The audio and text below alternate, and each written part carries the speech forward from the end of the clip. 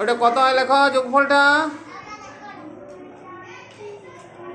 এবারে ছোট করে ওইটাকে কটা দল আছে তিনের দল কটা আছে তিনটা, তাহলে ছোট করে ওটা কি হবে 3 আর 3টা দল আছে দিয়ে সমান কত হবে 3 তিরিকে 9। ঠিক আছে তুমি চলে আসো ইচ্ছা যাও।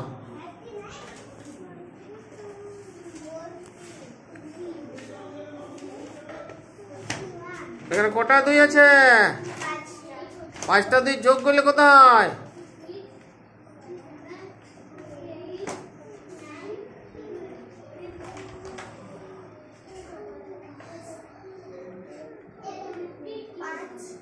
5টা 2 যোগ করলে কত হয়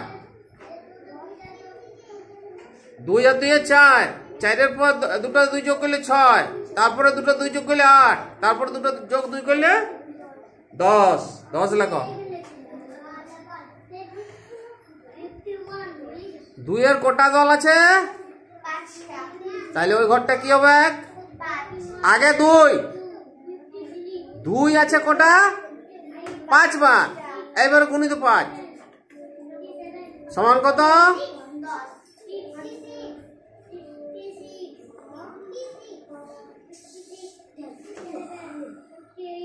তারপরেরটা কি আছে দেখো তো, এই 3-এরটা এই ঘরগুলো ফাঁকা আছে, দুটো ঘর ফাঁকা আছে, তারপরে দেখো কি আছে ওই সাইডে যাও কি আছে লেখা 4 গুণিত 2 সমান 8, তার মানে 4-এর কটা দল 2টা, তাহলে গুণের সময় 4 গুণিত 2 হয়েছে, তাহলে যোগের সময় কটা 4 আছে 2টা, তাহলে এখানে কি হবে লেখো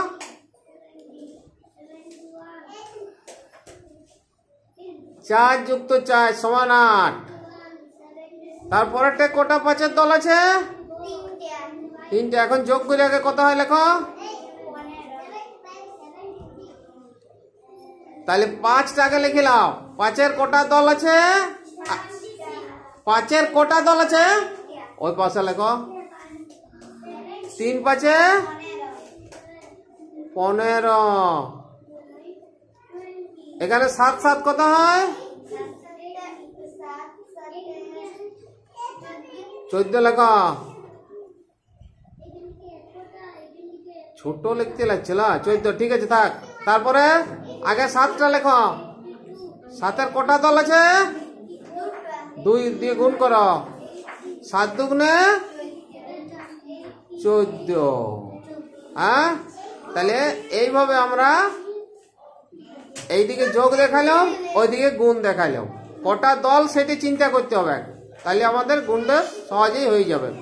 তাহলে যোগের সংক্ষিপ্ত রূপকে গুণ বলে, এটা মনে রাখবে, যোগের সংক্ষিপ্ত রূপ কি গুণ।